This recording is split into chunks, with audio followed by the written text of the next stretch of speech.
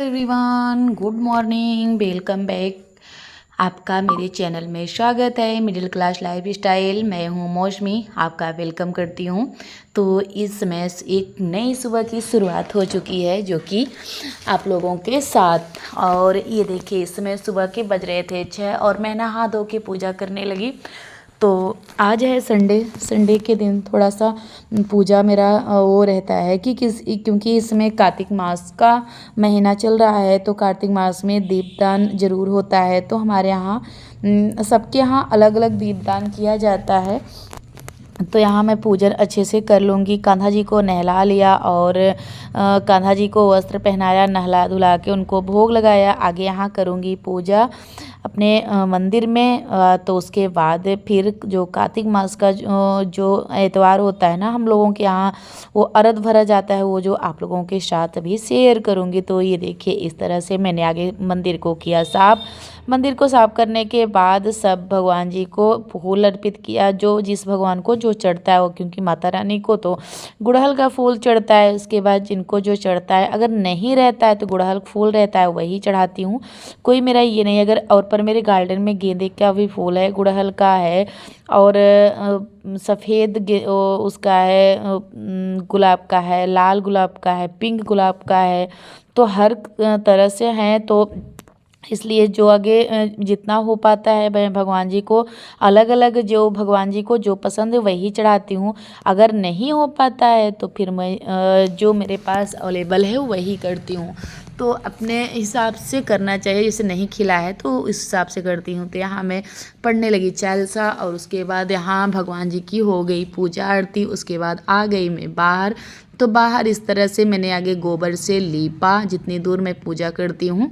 तो फिर वहाँ लीपा, उसके बाद एक पान लिया और सुपारी लिया और गौरी माता को ये जो दो मैंने वो बनाया है, तो ये अर्घ भरने वाला है। तो ये इसमें मैंने आगे ये दूब जो बोलते हैं ना, दुर्वा दूब, तो गणेश भगवान को ज़्यादा प्रिय होती है, तो वो मैंने अगल बगल खोसा। उसके बाद आगे सिंदूर ले, इस तरह से मैंने सिंदूर चढ़ाया, अर्पित किया और एक जनेऊ अर्पित किया गणेश भगवान को। और उसके बाद यहाँ गणेश भगवान को भी सिंदूर हल्दी टीका लगाया, केला चढ़ाया और इस तरह से गुड़हल का फूल, गुलाब का फूल और जितना मुझसे हो, जितना मेरे पास था फूल अर्पित किया और मिश्री अर्पित किया, केला अर्पित किया। उसके बाद इस तरह से मैंने अपनी पूजा स्टार्ट किया। और तो यहाँ इस तरह ये देखिए, अब मैं धूप दीप और कपूर, धूप दीप कपूर जलाऊंगी, हवन करूंगी, उसके बाद अर्घ भरूंगी। तो इस तरह से मेरा पूजा दीपदान वाला होता है।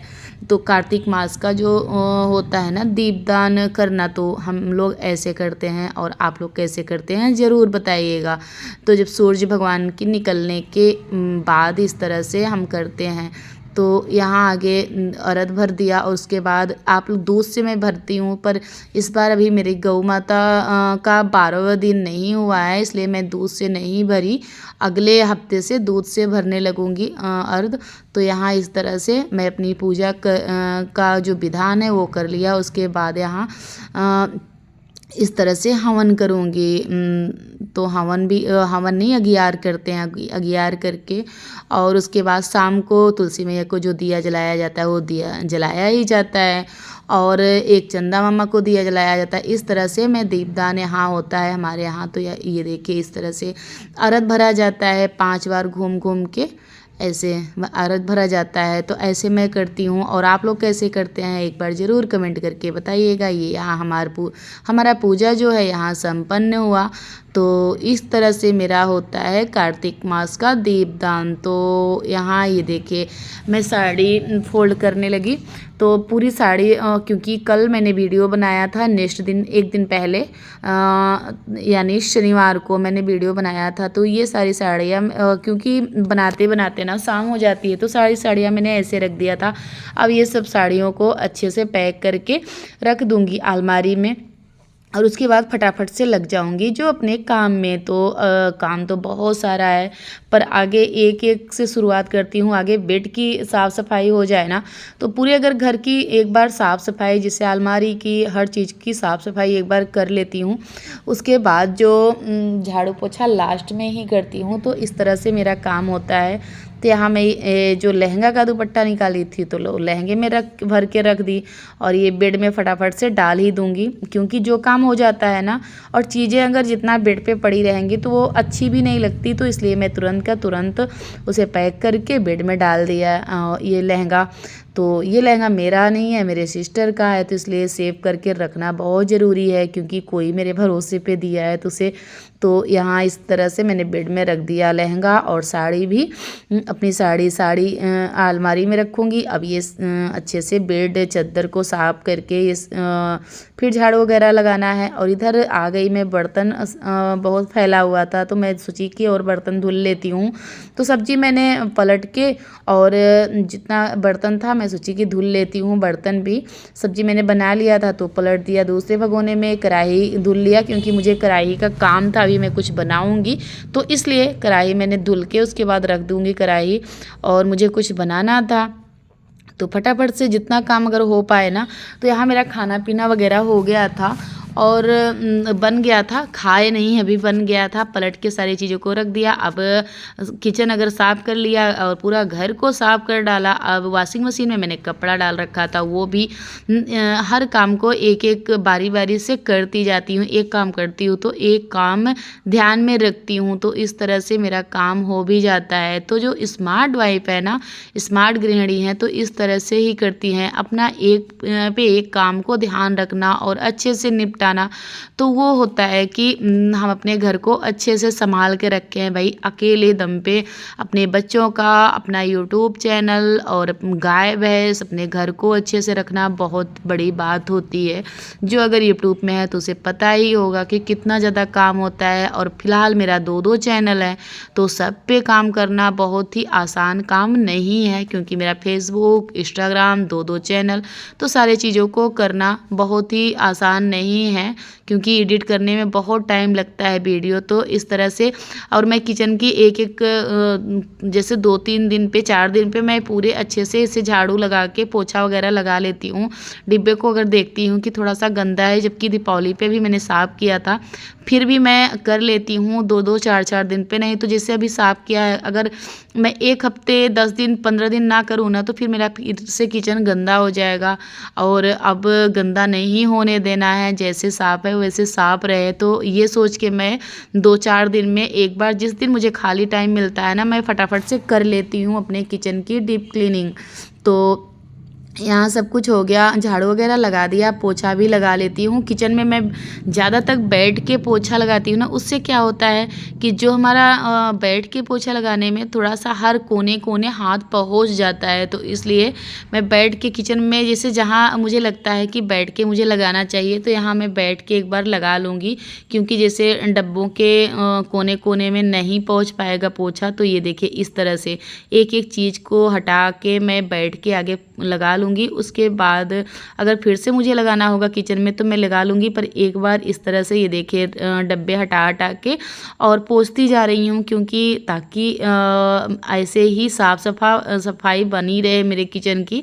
तो इसलिए मैं कोशिश करती हूँ कि सफाई पर। ये मेरा किचन कब गंदा होता है पता है आपको? जब मैं बीमार होती हूँ।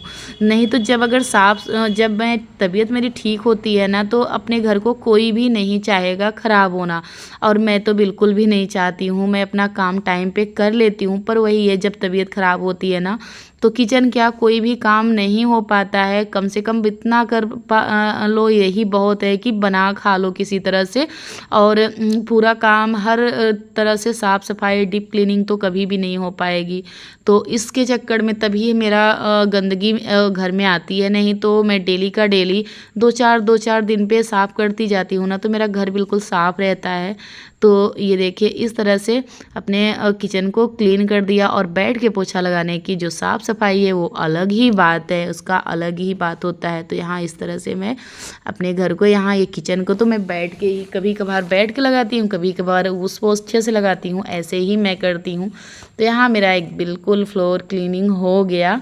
तो इस तरह से कभी कभी आप अपने डब्बों को पोंछ पोंछ के और हटा हटा के डेली पोछा लगाते जाए ना, तो ये कचरा जो है वो जमा ही ना हो कभी, और बिल्कुल साफ़ सुथरा रहेगा। अभी मेरा किचन जो है वो मॉड्यूलर किचन नहीं है, जैसे आम किचन होता है वैसे ही है, बस अभी मॉड्यूलर किचन नहीं बना हुआ है। तो वहाँ मैंने लगा लिया और अंदर भी पूरा झाड़ू लगा लिया, और जगह पोछा बाकी है।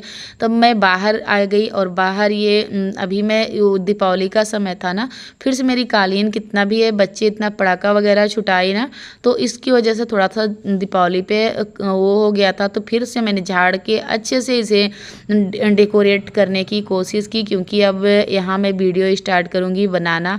तो यहाँ फिर से जितना कालीन था अच्छे से हटा हटा के, और क्योंकि पटाखा बच्चे बुलाए थे ना, तो बहुत ज़्यादा यहाँ कचरा हो गया था, तो इसलिए मैं जितना कालीन था वो हटा के और झाड़ के फिर से मैं यहाँ कालीन लगा दूँगी, पोछा वगैरह लगा के। तो इस तरह से मैं अपना जो काम बरकरार रखती हूँ और सही टाइम पे अपना काम करने की पूरी पूरी कोशिश करती हूँ। और जो हमें लगता है जो स्मार्ट वाइफ बनने की जो स्मार्ट हाउस वाइफ बनती हैं, वो ऐसे ही हर काम को अपने टाइम पर निपटाती हैं और निपटाने की कोशिश करती हैं। जो अगर सही समय पे काम कर ले वही तो सबसे बड़ा स्मार्ट वाइफ है, हाउस वाइफ है, क्योंकि आसान नहीं है।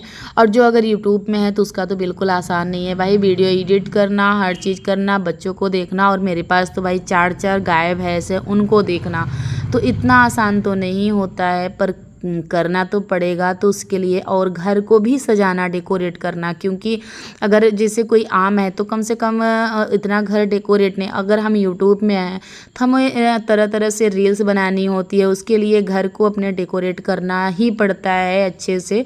तो वो मुझे करना पड़ेगा, तो मैं करती भी हूँ। तो सारे अपने घर को डेकोरेट करती हूँ और अच्छे से इसे रखने की कोशिश करती हूँ, वो जो मैं रख भी पाती हूँ। आई होप आप लोगों को दिख भी रहा होगा कि मैं अपने घर को किस तरह से रखती हूँ। और मेरा ब्लॉग कैसा लगता है, अगर थोड़ा सा भी अच्छा लगता हो तो लाइक करिए, शेयर करिए, ज़्यादा से ज़्यादा शेयर करिए। बाय बाय फ्रेंड, मिलते हूँ नेक्स्ट ब्लॉग में। Bye bye.